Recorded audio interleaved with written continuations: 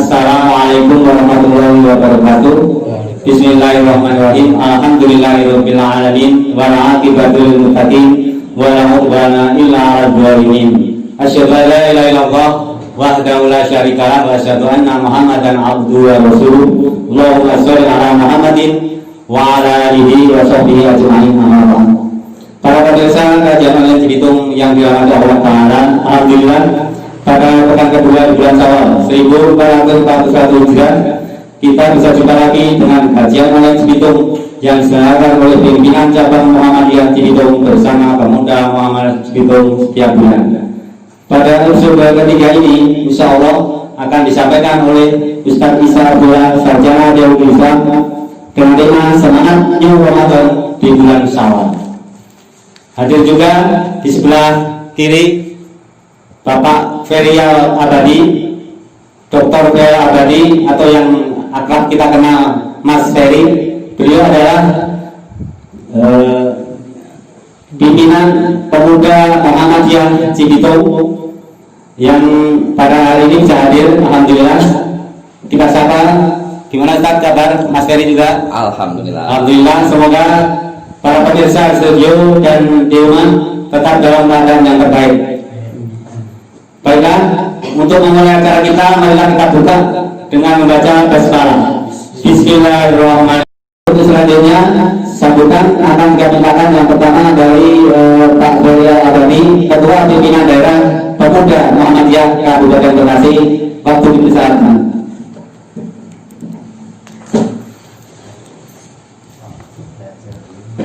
Bismillahirrahmanirrahim. Assalamualaikum warahmatullahi wabarakatuh. Waalaikumsalam warahmatullahi wabarakatuh. Alhamdulillah wassalatu wassalatu ala rasulillah wa ma haula wala quwata illa billah. Amma ba'du. Yang pertama-tama saya ucapkan terima kasih kepada pimpinan cabang Muhammadiyah Cibitung dan juga khususnya dan juga umumnya kader Muhammadiyah Kabupaten Bekasi. Para jamaah kajian online yang dirahmati Allah, pada kesempatan hari ini bersyukur alhamdulillah kita masih diberikan kesehatan, nikmat sehat walafiat dari Allah SWT, sehingga kajian ini bisa berjalan dan juga akan terus, tidak hanya hari ini saja tetapi juga di kemudian hari. Sebelumnya saya ingin memperkenalkan diri dulu. Nama lengkap saya Ferial Abadi, sehari-hari dosen di perguruan tinggi swasta di Jakarta. Para jamaah kajian online yang dirahmati Allah, bulan Ramadan baru saja berlalu dan kini masuk ke bulan Syawal. Dan sesuai dengan tema, yaitu semangat New Ramadan di bulan Syawal. Karena memang Ramadan tahun ini berbeda dengan Ramadan tahun-tahun sebelumnya. Jadi ini adalah hal yang baru ya. Kenapa baru? Karena biasa kita tarawih di masjid, ini tidak tarawih di masjid. Yang biasa Idul Fitri berjamaah di masjid, ini ada sebagian ataupun banyak yang merayakan atau sholat id di rumah masing-masing. Dan banyak kegiatan-kegiatan Ramadan, kajian-kajian Ramadan yang biasanya kita bertatap muka, maka kita melakukan secara virtual ya, melalui kajian-kajian online. Nah, ini adalah sesuatu yang sangat baru ya. Dan mungkin hanya terjadi pada periode ini ya. Belum tentu periode tahun-tahun selanjutnya ada lagi. Dan ini tentu adalah bagian dari catatan sejarah kita gitu ya. Para jamaah, mungkin esok kita akan bercerita bahwa dulu kita pernah merayakan Ramadan di zaman tahun 2020 dengan keadaan yang sepi ya, tidak tarawih di masjid ya, tidak melakukan kajian-kajian di masjid, tidak sholat berjamaah di masjid. tetapi lebih banyak di rumah, dan ini suatu pengalaman yang sangat berharga bagi kita semua. Nah, dengan New Ramadan ya yang berbeda ini gitu ya, maka ketika memasuki Syawal bukan berarti kita berbeda dengan yang lain gitu ya, berbeda dari sebelum-sebelumnya, tapi kita juga punya new spirit ya, punya semangat gitu ya, punya semangat bahwa ini akan terus berjalan walaupun kajian-kajian dilakukan oleh para jamaah-jamaah yang lain melalui online gitu ya. Nah, dengan demikian semangat yang pada bulan Ramadan tahun ini tetap terpelihara gitu ya, bukan berarti terus menurun, tapi terus semangat gitu ya, karena setiap generasi akan berbeda-beda gitu ya, mengalami tantangan dan hambatan. Mungkin zaman Nabi dulu ketika Ramadan berperang gitu ya, sekarang pun juga berperang melawan COVID gitu ya. Nah, jadi spirit dan semangat itu yang harus kita tuangkan, yang kita harus terus ya, bukan berarti melemah, tetapi terus bangkit dan terus berproduktif ya, dalam melakukan kegiatan-kegiatan. Apalagi Muhammadiyah ya, merupakan satu organisasi yang besar yang selalu menjadi garda terdepan untuk memberikan pencerahan ya, pencerahan, dan kita memang selalu mengikuti dari perkembangan dan peradaban di dunia ini. Begitu Ketua yang saya bisa sampaikan. Semoga kajian online ini tetap istiqomah, tetap konsisten dan terus berkembang ya, dan bisa dinikmati oleh para pemirsa di para jamaah Muhammadiyah di Kabupaten Bekasi khususnya, dan Kabupaten Bekasi khususnya, dan juga jamaah Muhammadiyah di seluruh Indonesia. Terima kasih. Wassalamualaikum warahmatullahi wabarakatuh. Silakan Ustaz Isa menyampaikan wasiat. Assalamualaikum warahmatullahi wabarakatuh. Waalaikumsalam warahmatullahi wabarakatuh. Alhamdulillah wassalatu wassalamu ala Rasulillah wa ala alihi wa sahbihi wa man wala wa ba'du. Yang saya hormati Pak Ketua Muhammadiyah Cabang Cibitung, yang saya hormati Ketua Pimpinan Daerah Pemuda Muhammadiyah Bekasi, dan juga seluruh pemirsa kajian online yang dimuliakan Allah Subhanahu wa Ta'ala. Alhamdulillah, kita awali akidah kita dengan terus memuji Allah Subhanahu wa Ta'ala, terus bersyukur walaupun kondisi kita berbeda dengan sebelum-sebelumnya. Kondisi kita relatif tidak normal, kondisi kita dipenuhi banyak mara bahaya, tapi bersyukur merupakan hal yang wajib dan harus terus menerus. Kenapa demikian? Barakallahu fikum. Karena Allah Subhanahu wa Ta'ala nikmatnya pada kita sangat banyak, dan kita diperintahkan untuk bersyukur.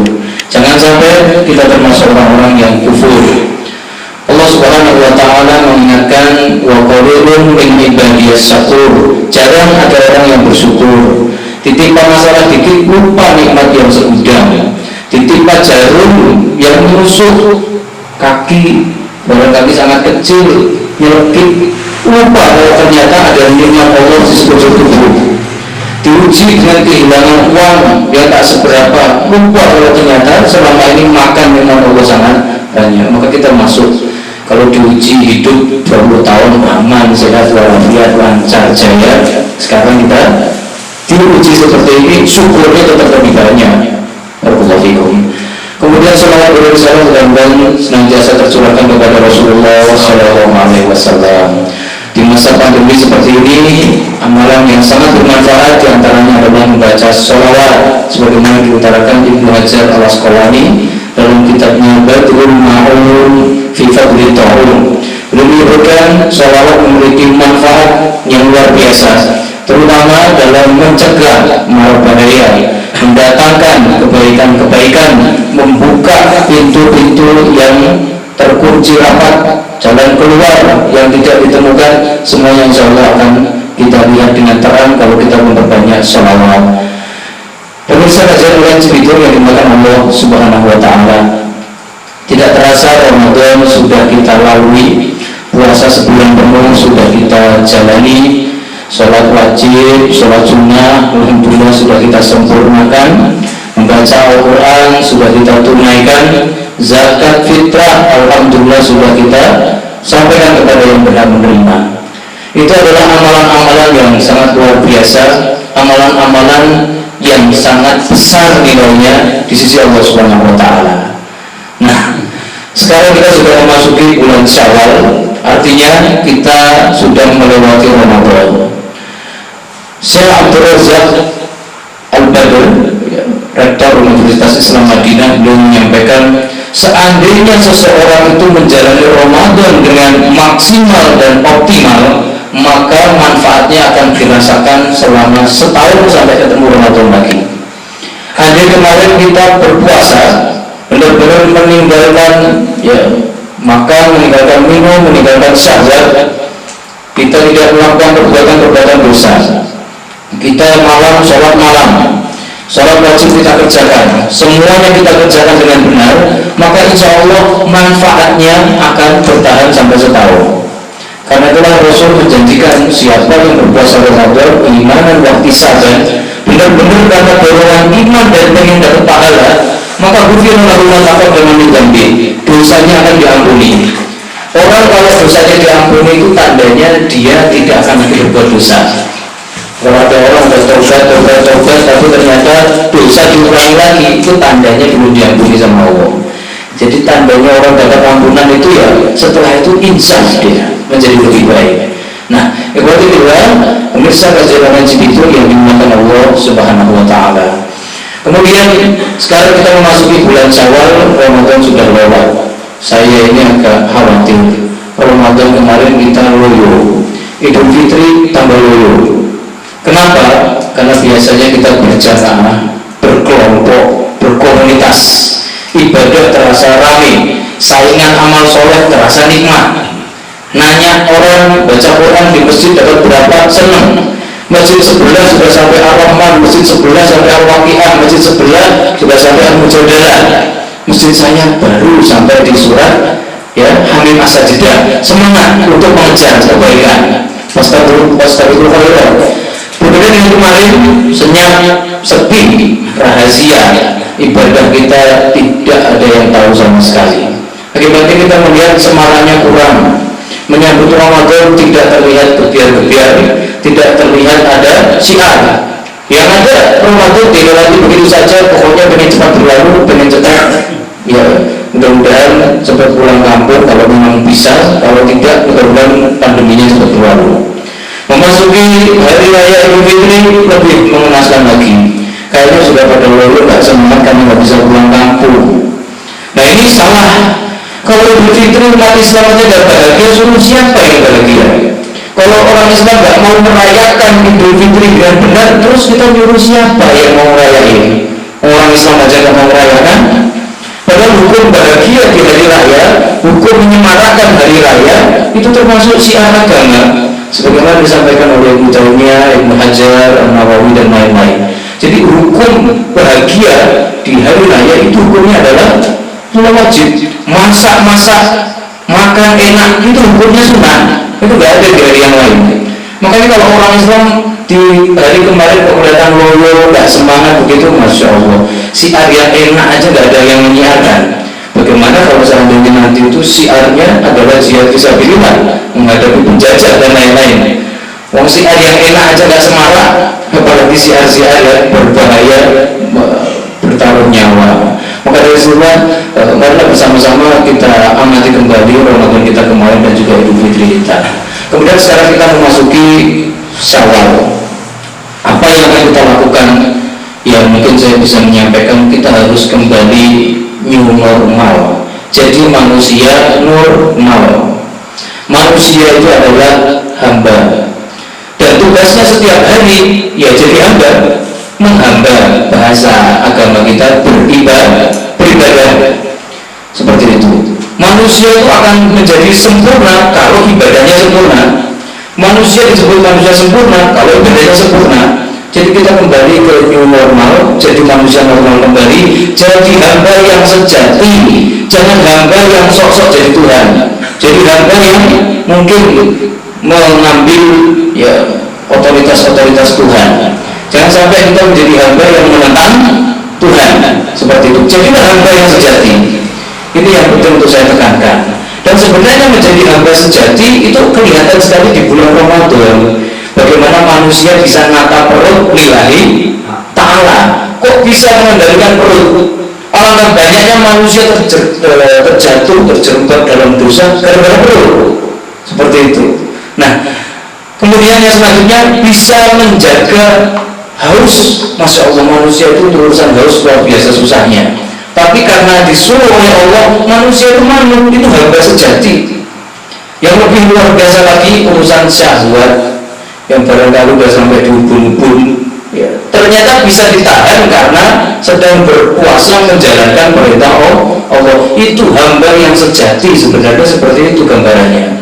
Nah, maka di luar Ramadan, di Syawal ini saya mengajak mari kita menjadi hamba lagi. Kita benar-benar mengamalkan hasil Ramadan kita kembali ke new normal, jadi hamba Allah lagi. Apa agenda hamba Allah? Nah, ini penting saya sampaikan. Jadi ada agenda hamba Allah ya, yang harus kita miliki. Jadi Al-Imam Ibnu Qudamah Al-Maqdisi dalam bukunya Minhajul Qasidin ya, beliau menjelaskan bahwa tugas hamba itu 24 jam nilainya harus ibadah semua. Kalau enggak berarti dia enggak sah jadi hamba. Dia manusia tapi bukan hamba Allah. Jadi tugas itu dimulai dari bangun tidur. Bangun tidur tugasnya apa? Dimulai bangun tidur pada waktu subuh, kemudian mengambil air wudu, sholat 2 rakaat qobliyah subuh, sholat subuh. Kemudian setelah itu zikir pada sholat, dilanjutkan dengan zikir, membaca Al-Quran atau berdoa sampai tiba waktu syukur. Insya Allah sudah paham pahalanya seperti haji atau umrah. Kemudian setelah itu, setelah syukur, matahari benar-benar terbit sempurna, maka dilanjutkan sholat 2 rakaat syukur. Kemudian memasuki waktu duha, tugas hamba menyembah Allah, melaksanakan sholat duha. Ya, 2 rakaat bagus, boleh 4 rakaat luar biasa. Kalau mau istimewa 6 rakaat. Ya. Kemudian yang selanjutnya kalau benar lebih istimewa lagi 8 rakaat. Kemudian ya, bekerja dan lain sebagainya.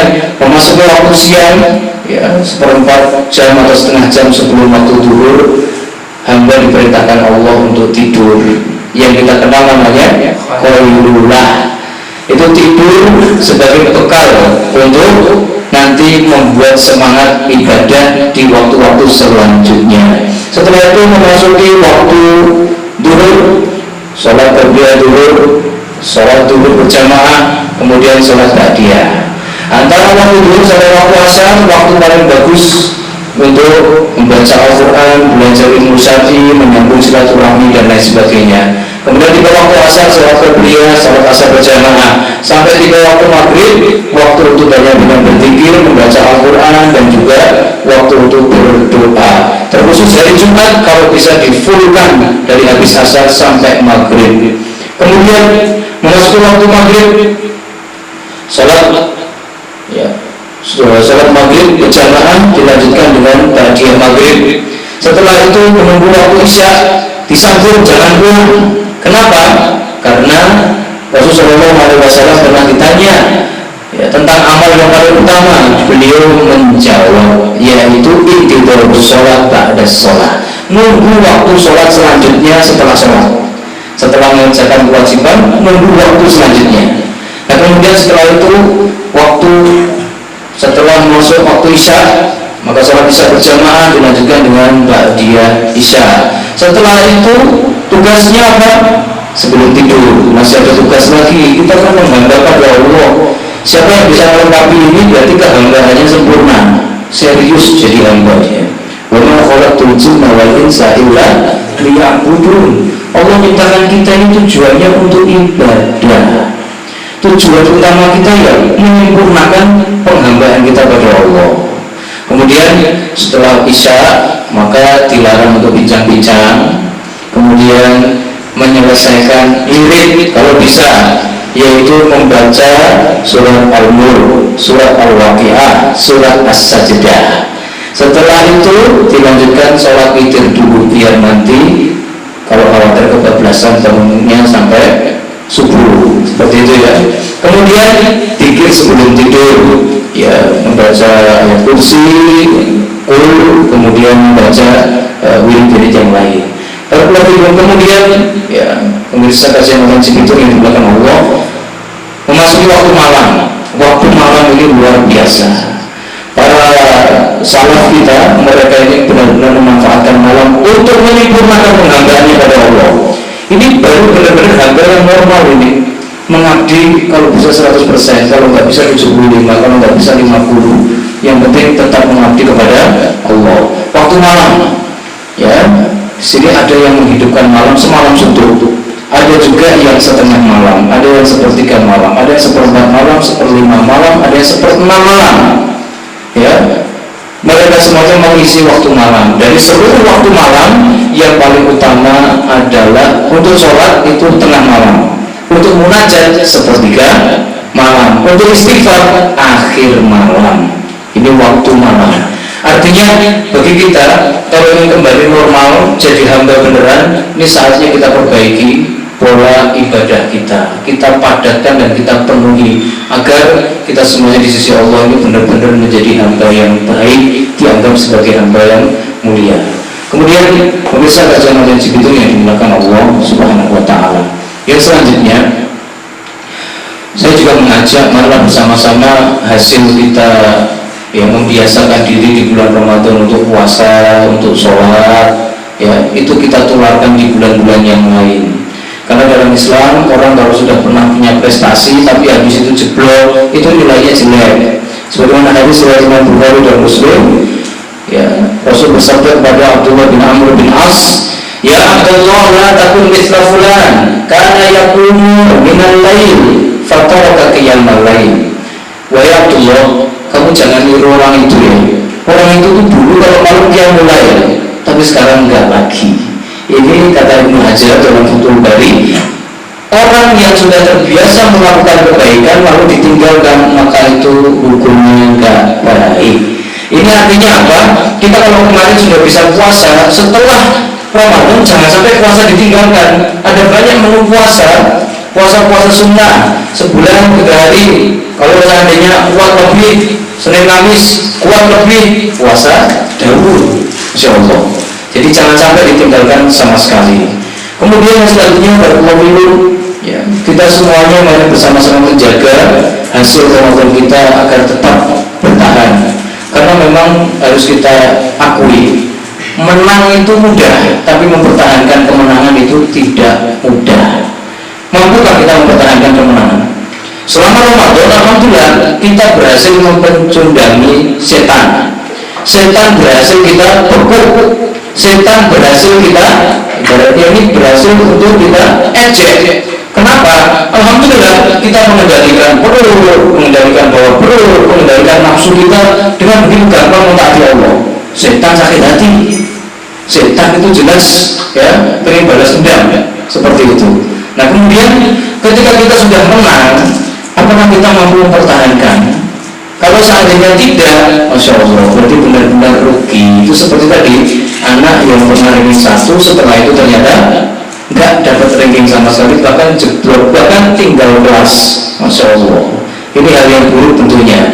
Maka jangan sampai Ramadan kemarin kita sudah melakukan banyak ibadah seperti sedekah, tarawih, ya, kemudian puasa. Setelah Ramadan berlalu lalu kita tinggalkan, kita memasuki era normal lagi, jadi hamba yang normal. Setelah mungkin barangkali dirusak setan 11 bulan ya, mulai dari bulan Syawal sampai bulan Sya'ban, setan musuh rencana bagaimana merusak kita, membuat nafsu kita tumbuh, membuat bagaimana kita bisa mengikuti apa maunya setan. Begitu masuk bulan Ramadan, setan dibelenggu, kita lawan nafsu, akhirnya kita berhasil kembali normal. Dan jangan sampai kita dirusak lagi. Kita harus bersama-sama mengambil pelajaran. Dan di sini saya sampaikan, setan ini ya, harus selalu kita waspadai kalau kita ingin mendapatkan keistiqomahan bisa bertahan sampai bulan Sya'ban masuk Ramadan 1442 Hijriah. Kita harus mewaspadai jualan-jualannya setan. Jadi setan itu mereka ada bagian marketingnya. Nah, untuk produk-produk setan itu apa sih? Kita harus paham. Produk setan itu yang paling berbahaya adalah kekafiran. Ini seringkali ditawarkan, ya, seringkali dijadikan solusi kekafiran. Makanya berhati-hati, ya, apapun yang berbau kekafiran berlawanan dengan akidah kita, tinggalkan. Ini walaupun itu dianggap sebagai solusi, walaupun itu mungkin digadang-gadang sebagai bagian mungkin dari kehidupan berbangsa bernegara lah, atau mungkin tradisi dan lain sebagainya, kekufuran. Yang kedua kesyirikan. Berhati-hati bagi orang yang kesulitan mencari penghidupan ekonomi, biasanya dikasih solusi-solusi, suruh datang kepada Pak Yai, suruh datang kepada dukun dan lain-lain. Solusi ini produk setan ditawarkan. Yang ketiga adalah bid'ah. Ini juga produknya setan. Ditawarkan kepada siapa? Orang-orang yang lemah ilmu, lemah komitmen terhadap agama, dikasih amalan-amalan. Macam-macam. Bid'ah ini kan tujuannya banyak. Ada yang bid'ah untuk menambah rezeki. Ada dikir-dikir ya, pemancing uang, dikir-dikir yang jadi magnet uang itu biasanya laris. Antum buat aja, orang percaya ya, antum buat. Dikir ini kalau diamalkan Anda akan mendapatkan 2 juta tunai gitu. Saya yakin Pak, banyak yang nyoba begitu ya. Karena ini produk setan. Nggak ada yang mungkin barangkali ulama yang menunjukkan itu, tapi yang mengamalkannya akan banyak. Kemudian yang selanjutnya, produknya setan itu adalah dosa besar. Minuman keras kembali jalan, konser-konser yang isinya mesum-mesum kembali jalan. Kemudian kita lihat juga ya dosa-dosa besar yang lain, perzinahan kembali jalan dan lain sebagainya. Kemudian yang selanjutnya adalah dosa-dosa kecil. Ini produk setan. Bagi orang-orang yang terbiasa meninggalkan dosa besar, biasanya kalau ditawarin dosa besar berat, kebanyakan hujah, logikanya terlalu kuat untuk dikalahkan. Akhirnya setan memilih jalan dosa kecil aja. Jadi yang di blow up kecilnya, akan cuma dosa kecil, seperti itu ya. Setan itu pintar. Kemudian yang selanjutnya, produk setan itu adalah hal-hal yang mubah tapi melalaikan dari ingat Allah. Bagaimana caranya setan ini membuat manusia mau menerima produknya dan melupakan hal yang istimewa, yaitu ingat Allah. Dibuatlah aneka permainan, hiburan, ya, komedi-komedian. Pokoknya intinya manusia lupa sama Tuhannya. Dan yang terakhir, kalau manusianya terlalu kuat imannya, setan menggunakan produk yang terakhir, yaitu mengacak-acak prioritas. Manusia dibuat bagaimana amalnya kebolak-balik. Semalam sholat tahajud, subuh jam 8. Nah, begitu ya. Itu contoh hasil produk setan. Jadi dia tetap bilang, oh sholat malam itu mantap, sholat malam kerjakan, sholat malam tak kuning, kalau bisa tambah porsinya. Akhirnya malam sholat betul, pagi bangunnya kesiangan. Nah itu contoh, ini diacak-acak, ya. Atau mungkin punya hutang, belum dibayarkan, tapi ya motivasi oleh setan, sodakoh yang rajin. Nanti kalau kamu sodakoh, maka pekerjaanmu jadi lancar, nyari rezeki jadi lebih mudah. Akibatnya lupa bayar utang.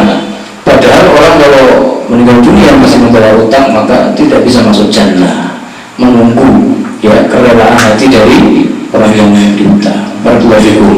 Pemirsa kajian prinsip itu yang dilakukan Allah. Jadi intinya kita ini selama 11 bulan yang akan datang butuh kenormalan baru pada kehambaan kita. Kita semuanya butuh semangat yang baru mengambil manfaat dari Ramadan kita, dan kita semuanya harus selalu waspada dengan produk-produk setan. Jangan sampai kita rusak selama 11 bulan yang akan datang. Mudah-mudahan Allah Subhanahu wa taala terus melindungi kita, menjaga kita, dan kita juga berdoa kepada Allah Subhanahu wa taala mudah-mudahan Allah melindungi segenap kaum muslimin dari wabah Covid-19. Mudah-mudahan Allah memberikan kita istiqomah. Allah Subhanahu wa taala memberikan kita as-sabat, keteguhan di atas kebaikan. Mudah-mudahan Allah Subhanahu wa taala meneguhkan kita di atas keislaman dan keimanan. Akhir da'wana alhamdulillahirabbil alamin. Wassalatu wassalamu ala asyrofil anbiya'i wal mursalin. Wassalamualaikum warahmatullahi wabarakatuh. Waalaikumsalam warahmatullahi wabarakatuh. Untuk dua orang, silakan. Warahmatullahi wabarakatuh. Waalaikumsalam warahmatullahi wabarakatuh. Yang saya tanyakan, waktu yang dilarang untuk sholat yang pertama, terus yang kedua, waktu duha itu apa sama dengan waktu suruh? Assalamualaikum warahmatullahi wabarakatuh. Ya, untuk waktu yang dilarang sholat ada 5 waktu. Sholat wajib 5 waktu. Waktu terlarang sholat ada 5 juga. Berdasarkan hadis riwayat Imam Bukhari dan Muslim, ya, Rasul sendiri dari Abu Sa'id Al-Khudri, memang beliau melarang kita di 5 waktu ini. Kapan itu? Habis asar sampai maghrib, tidak ada sholat sunnah. Ya. Kemudian waktu matahari tenggelam, sebelum buletannya hilang, maka nggak boleh sholat.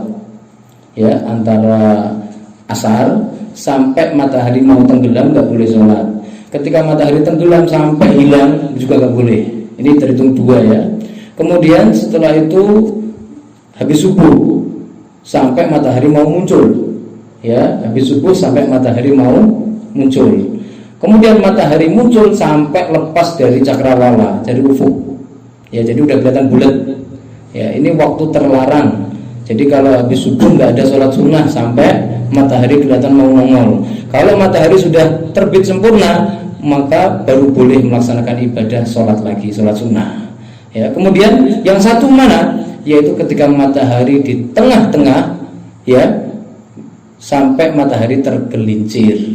Jadi kalau pas matahari persis di titik meridian tengah kita, di atas kepala kita, maka artinya tidak ada ibadah. Maksud saya tidak ada sholat sunnah. Ibadah-ibadah yang lain boleh, zikir, baca Al-Quran, sholawat boleh. Tapi untuk sholat sunnah tidak boleh. Seperti itu ya. Nah, jadi ini 5 waktu yang terlarang untuk melaksanakan sholat sunnah. Barakallahu. Tapi waktu ini boleh saja untuk dilanggar, boleh saja untuk dipakai sholat ketika kita di Masjidil Haram. Karena di sana itu Nabi Muhammad sudah membuka lockdown untuk pelaksanaan ibadah. Ya, dulu zaman sebelum Nabi itu Mekah di lockdown. Orang kalau mau ibadah harus ikuti jadwal orang Arab. Tapi setelah Nabi menaklukkan kota Mekah, maka Nabi sudah menyampaikan pengumuman tidak boleh ada yang melarang ibadah di sini siang maupun malam. Berarti boleh terus ya. Tapi untuk tempat-tempat yang lain tidak, ngikutin waktu boleh dan waktu terlarang. Kenapa ada waktu terlarang? Kata Ibnu Qudamah, orang itu kalau dilarang biasanya kangen, gitu ya. Dilarang ke masjid, kangen masjid, gitu ya. Nah ini, ya, dilarang makan, kangen banget sama makan. Seperti dilarang minum, kangen sama minum. Nah itu rahasia dibalik larangan ibadah sementara, insya Allah. Kemudian yang selanjutnya tadi tentang masalah sholat syuruk ya, sholat duha. Waktu duha itu diawali dengan matahari yang naik dari ufuk sekitar 2 tombak. Artinya matahari itu tingginya diperkirakan kalau diukur pakai tombak sudah 2 tombak. Nah, sampai kapan? Sampai sesaat sebelum matahari di tengah. Selama belum di tengah berarti masih boleh sholat duha. Seperti itu. Waktu duha yang paling bagus itu kapan? Hina romidotil qit'an, kata Rasulullah, hadis riwayat Imam Ibnu Majah. Waktu duha yang paling utama yaitu ketika kambing-kambing yang digembalakan kepanasan. Kepanasan. Berarti kita perkirakan kapan itu? Kalau di Arab ya kita perkirakan jam 10-an. Jam 10 itu udah panas. Kambing-kambing yang digembala biasanya udah pada berteduh. Itu waktu paling utama untuk pelaksanaan sholat duha. Kemudian waktu syuruk, apakah itu sudah masuk waktu duha? Menurut para ulama seperti Syekh Utsaimin dan ulama-ulama yang lain, mereka menyatakan iya, itu waktu duha paling awal. Sholat duha awal-awal boleh, cuma utamanya adalah saat tadi romidotil qit'an, saat ya kambing-kambing yang digembalakan sudah kepanasan. Jadi kalau waktu pagi paling awal sholat duha yaitu waktu syuruk. Matahari kita perkirakan sudah naik dari cakrawala sekitar 2 tombak. Ukuran 2 tombak itu juga sifatnya adalah perkiraan. Ya. Jadi matahari asalkan sudah lepas ditambah sekitar 10 menit kita anggap sudah masuk waktu duha. Dan itu waktu duha yang paling pagi. Seperti itu ya. Mungkin barangkali yang biasa melakukannya jam 8, jam 9 nggak biasa kalau kepagian. Tapi itu sudah masuk waktu duha. Makanya kita pun juga diperbolehkan untuk melaksanakan sholat Idul Fitri dan Idul Adha itu di waktu-waktu tersebut.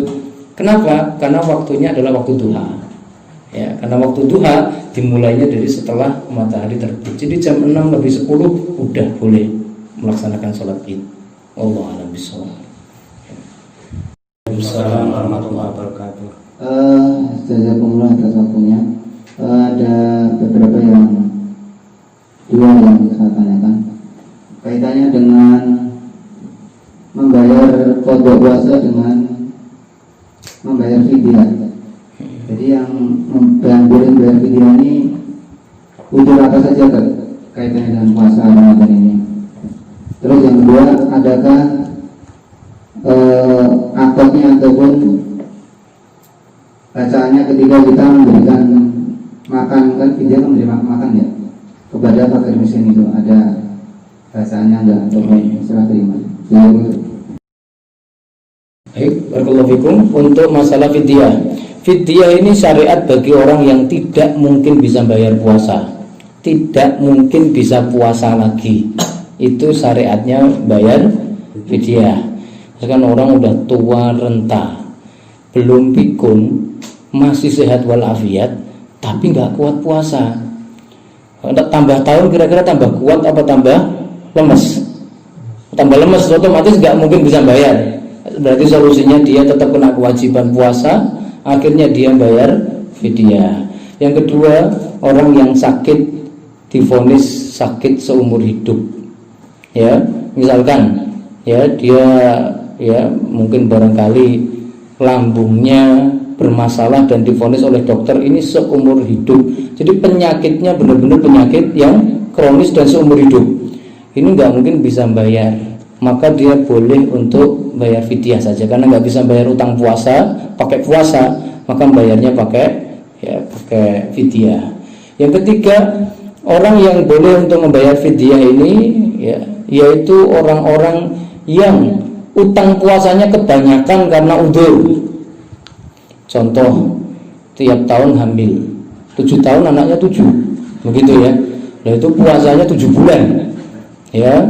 Itu saya yakin sangat memberatkan. Boleh bagi dia untuk diganti saja dengan fidyah, karena tidak mudah untuk membayarnya menggunakan puasa yang sama. Puasa 7 bulan bukan hal yang mudah, seperti itu. Jadi hal seperti itu. Kemudian apakah ada bacaan khusus saat kita menyerahkan fidyah? Sebenarnya begini, fidyah itu saat kita serahkan lebih baik gak usah dikasih tahu orangnya. Al-Imam Ibnu Qudamah dalam Al-Mughni belum menjelaskan saat kita memberikan suatu sedekah, baik itu berupa zakat, berupa fidyah, kafarot, gak usah ngomong, gak usah bilang. Imam Ahmad pernah ditanya, apakah saya kalau zakat harus bilang ini zakat?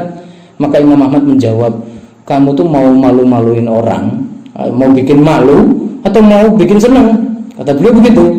Kalau niatmu bikin senang gak usah bilang, kasihkan saja. Tapi kalau niatmu pengen bikin malu orangnya, ya bilang aja sodakoh nih pak, sodakoh, ingat ya, sedekah, begitu ya. Atau mungkin zakat, ini zakat fitrah saya, ingat ini zakat fitrah loh ya, bukan apa-apa. Kalau sampai ditegaskan malah justru barangkali ya bikin tambah gak nyaman. Maka dari situlah disyariatkan bagi kita untuk tidak bilang saja. Ya terus apakah ada niat-niatnya khusus? Niat itu tetap adanya di dalam hati. Untuk pelaksanaan fidyah tidak perlu diniatkan dan tidak perlu dilafatkan. Kalau memfidyahkan orang, maka yang penting konfirmasi sama orangnya. Asalkan orangnya mengatakan saya terima, berarti sah fidyahnya. Contoh, saya punya keluarga saya mungkin ada yang sudah tua renta, tidak puasa. Nah kemudian lalu saya ingin bayarin fidyahnya. Nggak boleh kalau saya bayarkan tanpa ngasih tahu dia, karena dia statusnya masih belum lepas dari kewajiban. Nah kalau saya sudah bilang fidyahmu saya bayarin ya, kalau dia jawab baik, oh barulah saya boleh memberikan fidyah, seperti itu. Tapi kalau seandainya fidyah dibayarkan sendiri, tidak perlu ada kata-kata apapun, silakan disampaikan kepada yang berhak, ya. Ta'amul miskin, diberikan makan untuk orang-orang miskin. Definisi miskin nggak usah diperjelas dan dibuat spesifik. Intinya orang yang kita anggap ya dia itu kekurangan, tidak kelebihan, ya kita anggap itu masuk dalam kategori miskin. Jadi nggak perlu nyari-nyari sampai barangkali bawah-bawah jembatan dan lain, nggak harus seperti itu. Cukup orang-orang sekitar kita yang kita tahu dia, saya pikir kayaknya nggak berlebih hidupnya, kayaknya kurang dan lain sebagainya. Wallahu bisawab. Mungkin demikian. Saya kira cukup. Kami sampaikan saja untuk mewakili kepada Ustaz Isa, juga Mas Ferry, juga para pemirsa di studio maupun yang lama atas perhatiannya. Mudah-mudahan materi disampaikan oleh Ustaz Isa bisa kita terima, kita amalkan dan kita ambil hikmahnya. Assalamualaikum warahmatullahi wabarakatuh. Waalaikumsalam warahmatullahi wabarakatuh.